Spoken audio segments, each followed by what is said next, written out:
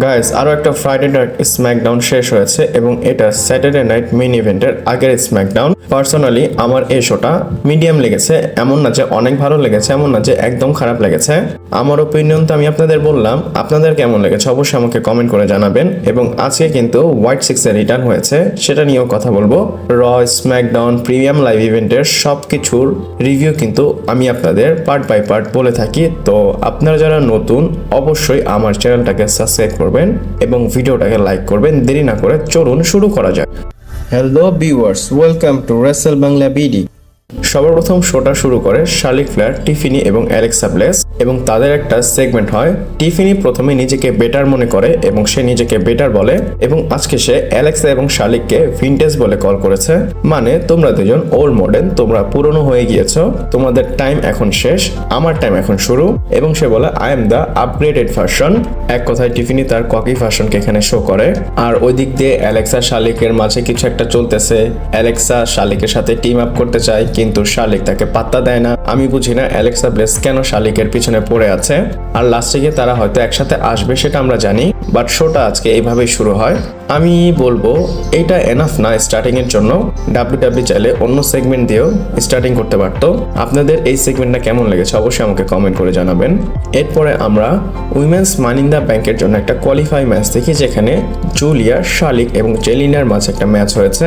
সত্য বলতে আমি বলবো না এই ম্যাচটা অনেক বেশি ভালো হয়েছে, আবার বলবো না যে অনেক বেশি খারাপ হয়েছে।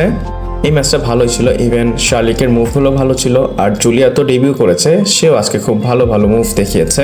আপনারা জানেন জেলিনা ভেগা ইউএস চ্যাম্পিয়ন, সে অবভিয়াসলি এই ম্যাচটা জিতবে না। এই ম্যাচে অবশ্যই শার্লিক এবং জুলিয়ার মধ্যে সবাই ফোকাস রেখেছিল। আর টু বি অনেস্ট এই ম্যাচে জুলিয়া ভিক্টোরি পেয়ে যায় আর শি ডিজার্ভ ইট। সে মানি ইন দ্য ব্যাংকে যাওয়ার জন্য এই ম্যাচটা ডিজার্ভ করে। আর কোয়ালিফায়ার জন্য already Roxanne, Alexa Bliss, Rhea Ripley এবং জুলিয়া আছে। মানি ইন দ্য ব্যাংকের জন্য যে একটা বিল সেটা কিন্তু অলমোস্ট সেট হয়ে গিয়েছে। এরপর আমরা ম্যাচ দেখি ডিআইওয়াই এর। আর আজকে ডিআইওয়াই কে হেল্প করতে চলে এসেছে ক্যান্ডাস লেরি। ডিআইওয়াই এর ম্যাচ হয় এমসিএমজির এগেনস্টে এবং ক্যান্ডাস লেরি এসে আজকে কস্ট করিয়ে দেয় এমসিএমজি কে। ক্যান্ডাস লেরি রিটার্ন করে এবং এখানে জয়েন করে ট্যামাসো চ্যাম্পা এবং জনি গার্গনোকে। আর জনি গার্গনো কিন্তু তার হাজব্যান্ড, আপনারা যারা জানেন না তাদেরকে জানিয়ে দিলাম। ক্যান্ডাস লেরির ভালো একটা রিটার্ন ছিল, বাট আমার মনে হয় না ক্যান্ডাস লেরির এই রিটার্নে কোনো বেনিফিট হবে। যখন সে এসেছে কেউই চিয়ার করেনি, এক কথায় নো ওয়ান কেয়ার্স। এরপর আমরা মিচেন এবং B5 এর ম্যাচ দেখি। আর ডাব্লিউডাব্লিউ একটা উইমেন্স সেগমেন্ট দেখায়, দেন একটা ম্যাচ দেখায়, দেন আবার উইমেন্স ম্যাচ দেখায়। আজকে শুরু থেকে শেষ পর্যন্ত অনেক কিন্তু উইমেন্স ম্যাচ হয়েছে, এই জিনিসটা আমার ভালো লাগেনি। এখানে কিন্তু ট্যাগ টিম ম্যাচ হয়, আমি ভুলে মিচেন ভার্সেস B5 এর নাম বলেছি। এখানে কিন্তু Mitchell and B5 versus piper এবং অ্যালবা ফায়ারের ম্যাচ হয়। আর এই ম্যাচের বিষয়ে আমি আর কি বলবো, এক কথায় ভালো একটা ম্যাচ ছিল। এখানে মিচেন এবং B5 এই ম্যাচটা জিতে যায়। এরপরে ফাইনালি ভালো একটা ম্যাচ দেখি। পুরো অর্ধেক শো শেষ হওয়ার পর ডাব্লিউডাব্লিউ একটা ভালো ম্যাচ আমাদের দেখিয়েছে। ম্যাচ হয় জেকা ফাটো এন্ড জেসি মেটিও ভার্সেস রে ফিনিক্স এন্ড জিমি উসোর মধ্যে। আমি বলবো অবশ্যই এটা ভালো একটা ম্যাচ ছিল। আপনারা যারা মিস করেছেন অবশ্যই ম্যাচটা গিয়ে দেখবেন। আর সোলো সিকা যেহেতু রিং সাইডে আছে, অনেক বেশি ইন্ডিফারেন্স হয়েছে এই ম্যাচে। আর এখানে ভালো একটা মুভ ছিল, যে ওসো রে ফিনিক্সকে হেল্প করতেছিল এবং রে ফিনিক্স রিং থেকে জাম্প করেছে জেসি মেটিও এবং জেকা ফাটোর উপর। বাট এই ম্যাচের এন্ডে ভিক্টোরি পেয়ে যায় জেসি মেটিও এবং জেকা ফাটো। ইভেন এখানে কিন্তু একটা ট্যাগ ছিল, যেখানে জেকা ফাটোকে ট্যাগ দিয়েছে জেসি মেটো এবং এই জিনিসটা জেকা ফাটো পছন্দ করেনি। আমরা কিন্তু জেসি মেটো এবং জেকা ফাটোর মাঝে একটা ইন্টেন্স দেখতেছি। এবং আমি আপনাদের বলে দিই এই ম্যাচটা এবং হোয়াইট সিক্সের রিটার্ন কিন্তু আমার স্ম্যাকডাউনের মধ্যে ভালো লেগেছে, বাকি অন্য কিছু আমার অমন ভালো লাগেনি। আপনাদের কেমন লেগেছে অবশ্যই আমাকে কমেন্ট করে জানাবেন। এরপর আমরা R-Truth প্রোমো দেখি। আর অবশ্যই কালকে স্যাটারডে নাইট মেইন ইভেন্ট, এর জন্য সে তার ম্যাচটাকে হাইপ করার জন্য প্রোমো কাট করেছে। R-Truth তার প্রোমোতে তার চাইল্ডহুড হিরোর কথা বলে, সে মেনশন করে যে জন সিনা ফেমাস হয়েছে এবং আস্তে আস্তে তার মধ্যে ইগো চলে এসেছে এবং আমি তাকে টেক্সট করলে, ফোন করলে সে আমাকে টেক্সট ব্যাক করতো না, ফোন ব্যাক করতো না, সে আমার কল রিসিভ করতো না। এক কথায় সে আমাকে অ্যাভয়েড করেছে এবং R-Truth চায় পুরানো জন সিনা যেন আবার চলে আসে।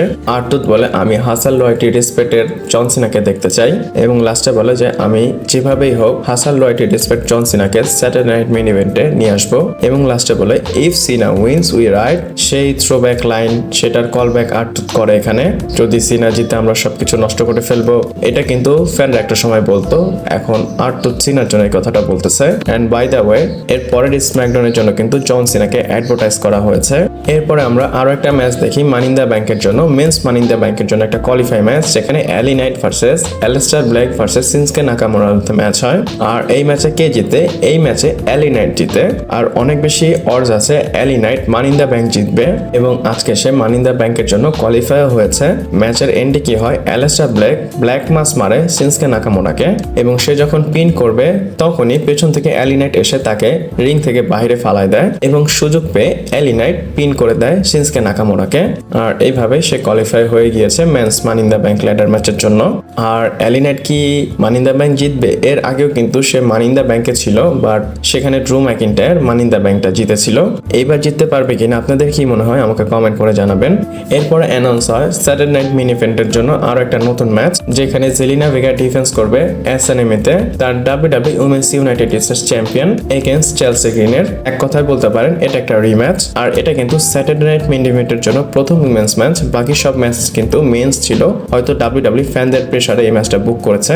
এরপরে মেইন ইভেন্টের বিষয় বলবো, যেখানে স্ট্রিট প্রফিট তার টাইটেলটা মানে ট্যাগ টিম টাইটেল ডিফেন্স করে এগেইনস্টে ফ্র্যাক্সিয়ামের, এবং এই ম্যাচটা খুবই ভালো ছিল।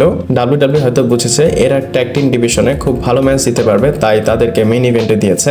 সত্য বলতে আমি বলবো মিড কার্ড ট্যালেন্টরা এখন মেইন ইভেন্ট করতেছে, বাট আমি চাই যারা অ্যাকচুয়ালি হেডলাইন করতে পারবে তাদেরকে মেইন ইভেন্টে দেওয়া উচিত, মানে যারা মেইন ইভেন্টার তাদেরকে দেওয়া উচিত। বাট যাই হোক, ম্যাচের এন্ডে ভালো একটা জিনিস হয়, এর জন্য হয়তো ডাব্লিউডাব্লিউ এটাকে মেইন ইভেন্টে রেখেছে। এদের ম্যাচের মাঝেই ডিআইওয়াই এবং ক্যান্ডাস লেডি চলে আসে, এবং এরপরে আবার ইন্ডিফারেন্স করে এমসিএমজি। একদম কেওস হয়ে যায়, অনেক লোক ছিল, প্রত্যেকটা ট্যাগ টিমে 2 জন করে, এখানে 4টা ট্যাগ টিম ছিল, রেফারি ছিল, আবার ক্যান্ডাস লেডি ছিল, রিং এর অ্যারাউন্ডে 10 জন ছিল। আর এন্ডে কি হয়, স্ট্রিট প্রফিট যখন তার ফিনিশার মুভটা মারবে তখনই লাইটস ডাউন হয়ে যায়, মানে লাইট অফ হয়ে যায়। অ্যান্ড দিস ওয়াজ এক্সপেক্টেড, কারণ কালকেই নিউজ এসেছিল হোয়াইট 6 স্ম্যাকডাউনে থাকবে, এবং আজকে সেই জিনিসটা হয়েছে, হোয়াইট 6 রিটার্ন করেছে।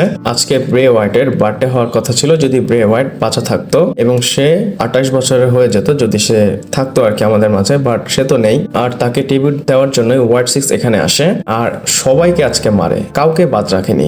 আর এন্ডের সবাই ব্রে হোয়াইটের জন্য একটা বার্থডে কেক নিয়ে এসেছিল, আর এই মোমেন্টটা কিন্তু অনেক বেশি ইমোশনাল ছিল। আঙ্কেল হাউডি মানে বো ডায়ালাস, ব্রে হোয়াইটের ভাই, সে কেকটা নিয়ে আসে এবং কেকটাকে নিচে রাখে, এবং কেকের যে ক্যান্ডেল সেটাকে ফু দেয়। আর এইভাবে হোয়াইট 6 এর প্রত্যেকটা মেম্বার ব্রে হোয়াইটের বার্থডেটাকে সেলিব্রেট করে। আমি বলবো হোয়াইট 6 যেহেতু রিটার্ন করেছে, ডাব্লিউডাব্লিউর কাছে একটা লাস্ট অপরচুনিটি। ডাব্লিউডাব্লিউ যদি এখানে হোয়াইট 6 এর সাথে কিছু না করতে পারে তাহলে হোয়াইট 6 এর কিছুই হবে না। আমি চাই এখনই যেন ডাব্লিউডাব্লিউ টিকেটটাকে পুল করে, এবং ট্যাগ টিম ডিভিশনে যেন এদেরকে বেশি ইনভলভ করে। এবং তারা যেহেতু স্যাটারডে নাইট মেইন ইভেন্টের আগে কামব্যাক করেছে, দেখি স্যাটারডে নাইট মেইন ইভেন্টের পরে তাদের সাথে কি হয়। আর স্ম্যাকডাউন আপনাদের কেমন লেগেছে অবশ্যই আমাকে কমেন্ট করে জানাবেন। ভিডিওটা এ পর্যন্তই ছিল, ভালো লাগলে লাইক, কমেন্ট, শেয়ার, সাবস্ক্রাইব করে পাশে থাকবেন। পরবর্তী ভিডিওতে আবার দেখা হচ্ছে।